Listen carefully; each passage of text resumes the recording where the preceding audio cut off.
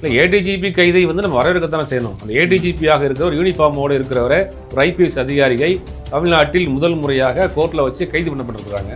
அதை போட்டவர் வந்து அங்கே இருக்கக்கூடிய ஒரு லோக்கல் ஸ்டேஷன் எஸ்ஐ தான் போட்டிருக்கிறார். இதெல்லாம் தாண்டி குற்றங்களுக்கு காவல்துறை துணை போகுதா? ஒரு ஐபிஎஸ் ஆஃபீஸர் முதல்ல யூனிஃபார்மோடு இருக்கப்ப ரிமாண்ட் பண்ணப்பட்டது தமிழ்நாட்டில் இவர் தான் முதல் முறை.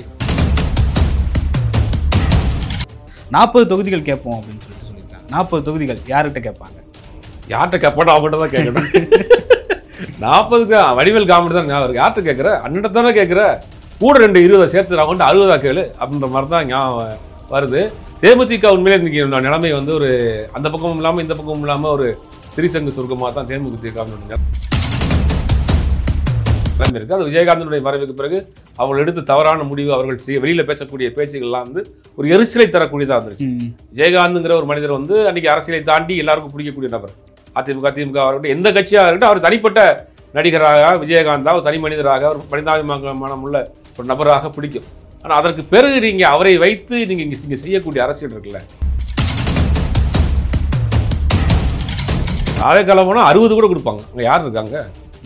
ஆவேக்காலில் போனால் 60 கூட இருப்பாங்க. அது அந்த மாதிரி சொல்கிறாங்க, அவரை விட நாங்கள் தான் சீனியரு அப்படின்னு சொன்னாங்க. பக்கத்து வீட்டு பையன் அங்கே அவருக்கு முன்னாடி நாங்கள் கட்சி ஆரம்பிச்சிட்டோம்ட்டாங்க. 2 பேரும் சேர்ந்தா நல்ல காம்பினேஷனாக தான் இருக்கும் தேர்தல் நேரங்களில். அவர் அப்போ இவர்களுடைய நிலைப்பாடும் ஸ்ட்ராங்காக இல்லை. ஒரு பக்கம் அதிமுகவோட பேசுகிறாங்க, ஒரு பக்கம் பிஜேபி கூட இருக்கிறாங்க. ஒரு நாளைக்கு திமுக சப்போர்ட் பண்ணி பேசுகிறாங்க, ஒரு நாளைக்கு திமுக ஆதரவாக பேசுகிறாங்க, எதிராக பேசுகிறாங்க, மாறி மாறி இருக்கிறாங்க இல்லையா?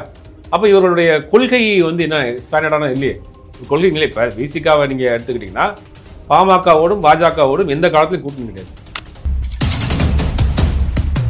அன்புமணி ராமதாஸ் அவருடைய விசுவாசமான ஆட்கள். சொல்லப்போனால் ஜிகே மணியை பொறுத்தவரைக்கும் ஒரு மிகப்பெரிய ஒரு மனசாட்சியாக இருந்தவர். அவரும் பார்த்துட்டு இன்னைக்கு அவரும் ஆஸ்பத்திரிப்படுத்திருக்கு. முதல்ல காலையில் சேலம் எம்எல்ஏ அருள் போய் படுத்திருக்காரு. அப்புறம் பார்த்தீங்கன்னா ஜிகே மணி போய் படுத்திருக்கு. நாளைக்கு வந்து செயற்குழு பொதுக்குழு கூட போகுதுங்கிற போது இதெல்லாம் கனெக்ட் பண்ணி பார்க்குறப்ப அவர்கள் 2 தரப்புக்குமே நடுவில் இருக்கிறாங்கன்னு நினைக்கிறேன். ஒரு உச்சக்கட்ட வெறுப்பில் இருக்க பையனை பார்த்தாலே பிபி ஏறுதுங்கிறாரு. அப்படி இருக்கிறாரு அவர். அவரை போய் நீங்கள் வந்து இன்டர்வியூவில் எடுத்தீங்கன்னா குமிர் இருப்பார் அவர். அவரை பொறுத்த வரைக்கும் தான் உருவாக்குன ஒரு கட்சி, தனி மனிதனாக, ஒரு மருத்துவராக, ஒரு சமூக போராளியாக, அந்த சமுதாயத்தின் மக்களுடைய பிரச்சனைக்கு பாடுபட்டவராக ஒரு கட்சி உருவாக்குறாரு.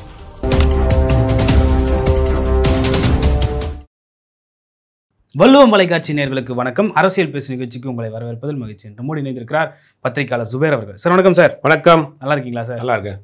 துப்பாக்கி கலாச்சாரம் தமிழ்நாட்டில் அதிகரிச்சிருக்கு. அது மட்டுமே இல்லாமல் சிறுமிகளுக்கு எதிரான பாலியல் வன்கொடுமை, பல வன்கொடுமைகள் வந்து தமிழ்நாட்டில் நடந்துட்டு இருக்குன்னு சொல்லிட்டு அறிக்கை மேலே அறிக்கை வந்து இபிஎஸ் அவர்கள் கொடுத்துட்ருக்காரு. இந்த அறிக்கையெல்லாம் எதுக்கு இபிஎஸ் கொடுக்குறாருன்ற மாதிரி இன்னொரு அறிக்கை முதல்வர் ஸ்டாலின் அவர்கள் கொடுத்துருக்காரு. தேவையில்லாத அறிக்கைன்ற மாதிரி சொல்லியிருக்காரு. எப்படி பார்க்குறீங்க?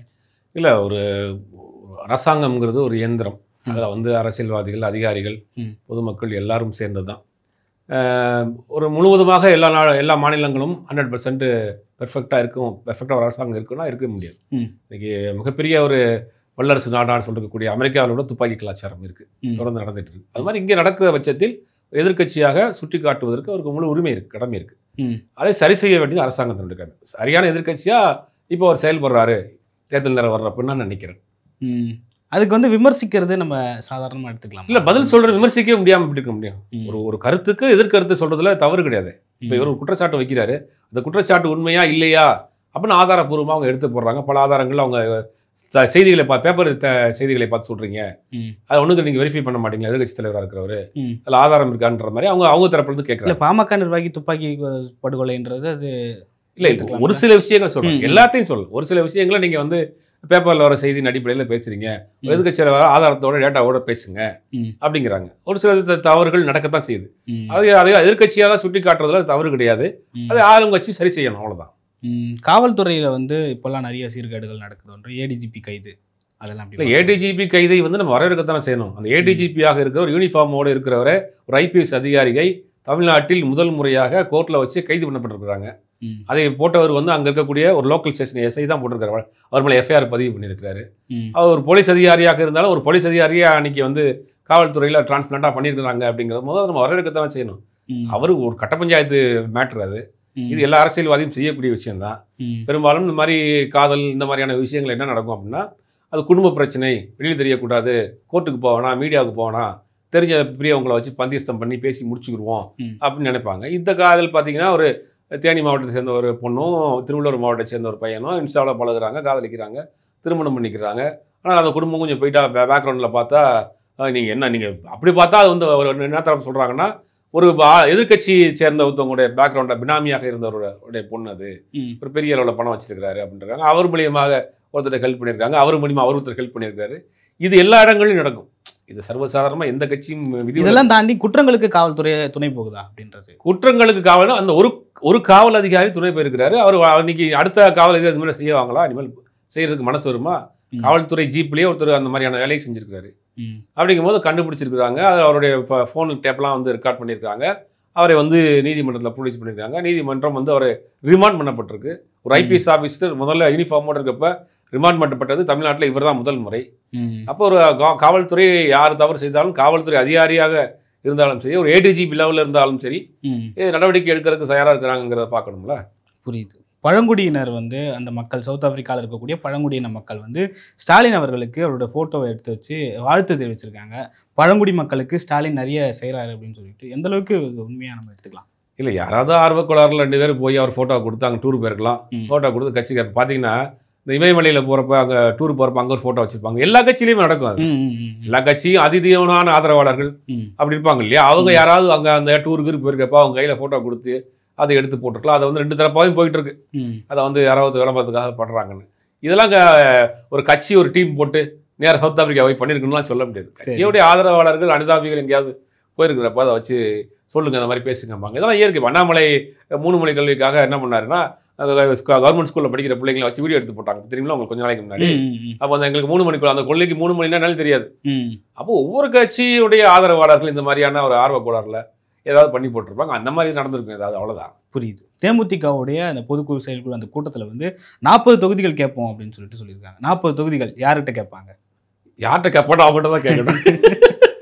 40க்கு வடிவேல் காமெடி தான் ஞாபகம். யார்கிட்ட கேட்குற? அண்ணன் தானே கேட்குற, கூட 2 20 சேர்த்து அவங்கள்ட்ட 60 கேளு அப்படின்ற மாதிரி தான் ஞாபகம் வருது.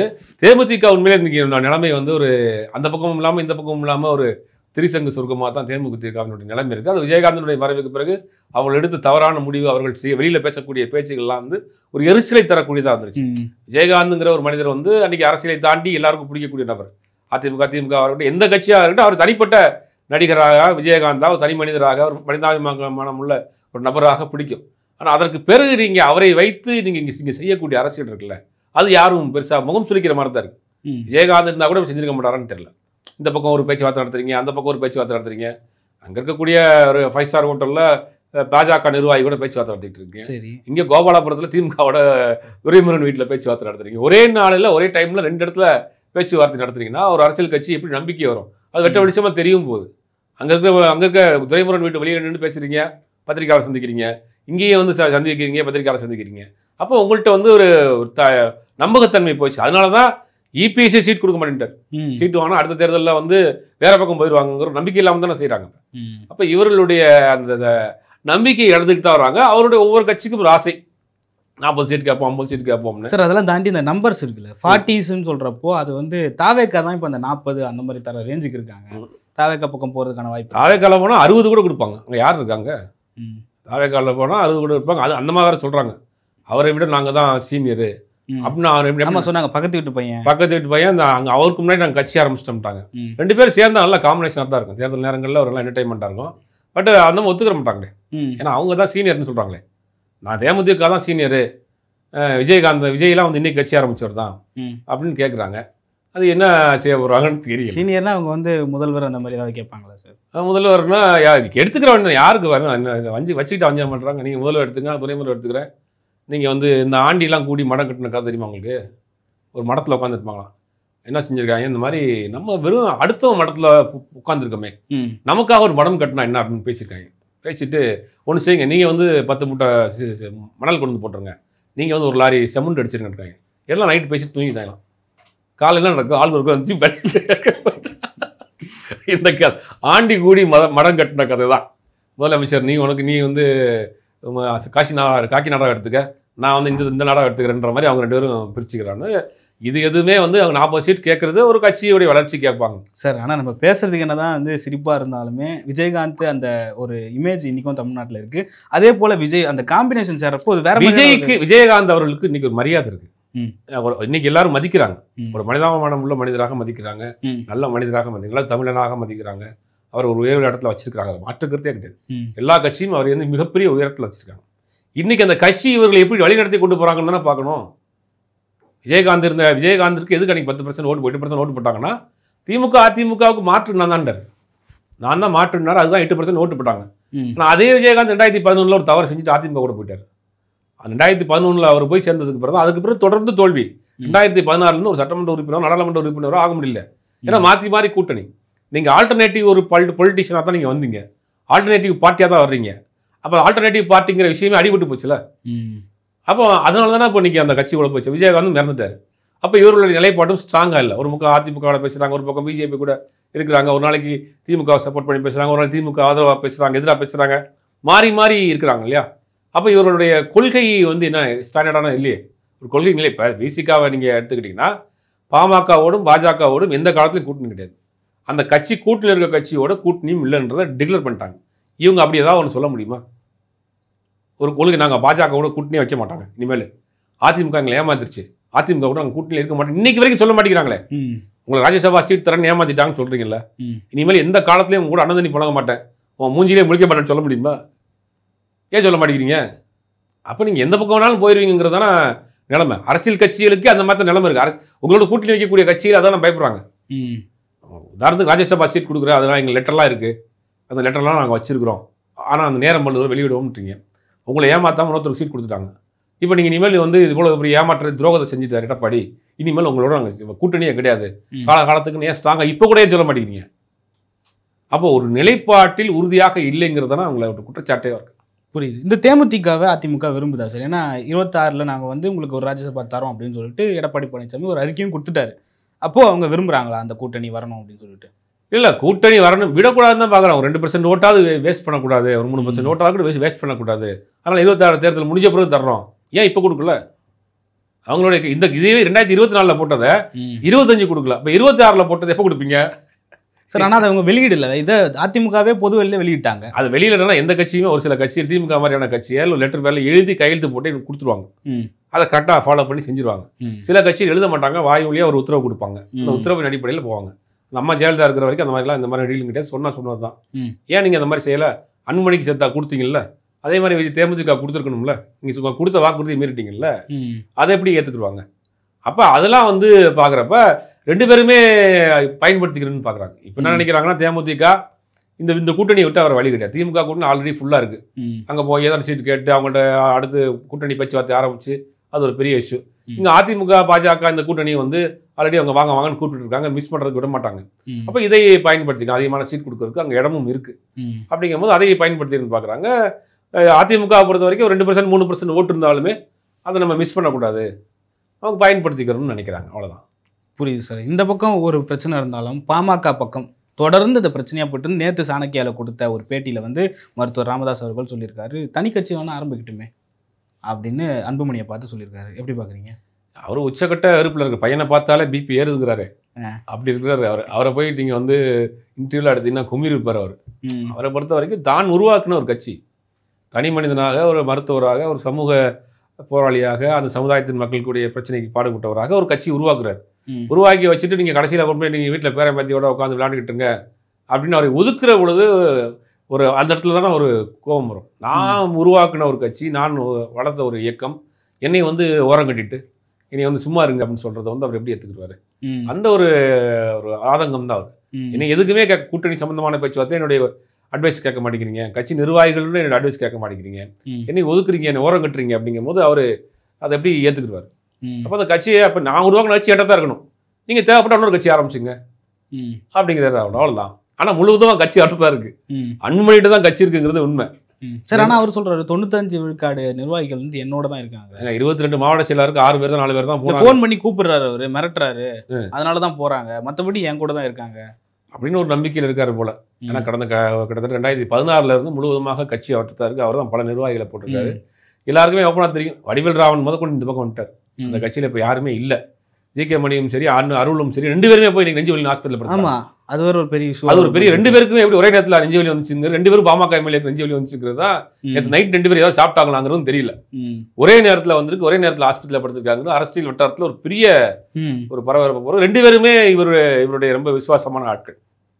அன்புமணி ராமதாஸ் அவருடைய விசுவாசமான ஆட்கள். சொல்லப்போனால் ஜி.கே. மணியை பொறுத்தவரைக்கும் ஒரு மிகப்பெரிய ஒரு மனசாட்சியாக இருந்தது. அவரும் பார்த்துட்டு இன்னைக்கு அவரும் ஹாஸ்பிட்டலில் படுத்திருக்கு. முதல்ல காலையில் சேலம் எம்எல்ஏ அருள் போய் படுத்துருக்காரு. அப்புறம் பார்த்தீங்கன்னா ஜி.கே. மணி போய் படுத்திருக்கு. நாளைக்கு அந்த செயற்குழு பொதுக்குழு கூட போகுதுங்கிற போது இதெல்லாம் கனெக்ட் பண்ணி பார்க்குறப்ப அவர் 2 தரப்புக்குமே நடுவில் இருக்கிறாங்கன்னு நினைக்கிறேன். 2 தரப்புக்குமே வேணும் அப்படின்னு நான் நினைக்கக்கூடிய நபர்களாக இருப்பாங்க. அதை நான் பல இடங்களில் சொல்லியிருக்கேன். நான்லாம் எதுக்கு உயிரோடு இருக்க போகிறேன், இந்த மாதிரியான சுச்சுவேஷன் எப்படி வாழணும் அப்படின்ற மாதிரி மனக்குமுறையில் பேசியிருந்தார். ஜி.கே. மணி பேசியிருந்தார். அவர் அருளும் பேசியிருந்தார். உச்சக்கட்ட மனக்குழப்பத்தில் இருக்கிறோம் அப்படின்னு. 2 பேருக்கும் ஒரு இது வேணாங்கிற மாதிரியான நிலைமையில் போகிறாங்க. பல நிர்வாகிகளுக்கு அந்த நிலைமை. நிர்வாகிகளும் ஐயாவும் வேணும், சின்ன ஐயா வேணும், இவங்க ஏன் சட்டை கொடுக்குறாங்கிறதான் பெரும்பாலான பாமகவினுடைய ஆதரவாளர்கள் விரும்புகிறாங்க.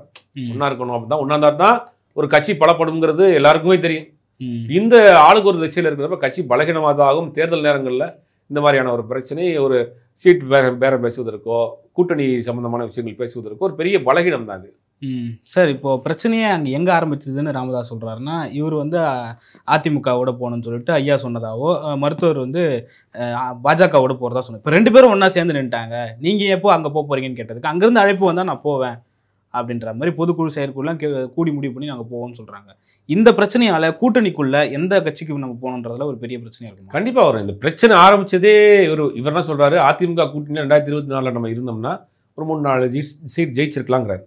அவர் என்ன சொல்றாருன்னா, பாஜக கூட்டணியை விட்டு வர முடியாத ஒரு சூழ்நிலையில் அன்புமணி இருக்கிறார் அப்படிங்கிறதா எல்லாருக்கும் தெரியும். அவர் மீது இந்த மருத்துவக் கல்லூரி வழக்கு இருக்கு, அவர் உதவியாளராக இருந்தவர் மீது மருத்துவக் கல்லூரி வழக்கு இருக்கு, பல அந்த வழக்குகள்லாம் பெண்டிங்ல வழக்குக்காக தான் அன்புமணி அங்கே போனார் இருக்காருன்னு எல்லாருமே தெரியுமே. இல்லைன்னா மறைச்சு பேச அந்த அங்கே பாஜக கூட்டணியிலிருந்து வெளியே வர வழக்குகள் வேகம் எடுக்குமா இல்லையா? பல மாநிலங்களில் பார்த்துக்கிட்டு தான் இருக்கிறோம். இப்போ எந்த பிரச்சனையும் இல்லை. 2 பேரும் ஒன்றா இருக்காங்க. அதிமுக அங்கே போகிறதுனால என்ன பிரச்சனை இருக்கு? அது ஒரு உடனே சமாதானமாக முடியாது இல்லையா? உடனே சமாதானமாக முடியாது. அது இடையில குருமூர்த்தி மாதிரியான ஆட்கள் போய் சமாதானம் பண்ணக்கூடிய வேலையை செஞ்சுட்டு இருக்காங்க. அநேகமாக பாஜக அந்த வேலையை செஞ்சு முடிச்சிருவாங்கன்னு தான் நினைக்கிறேன்.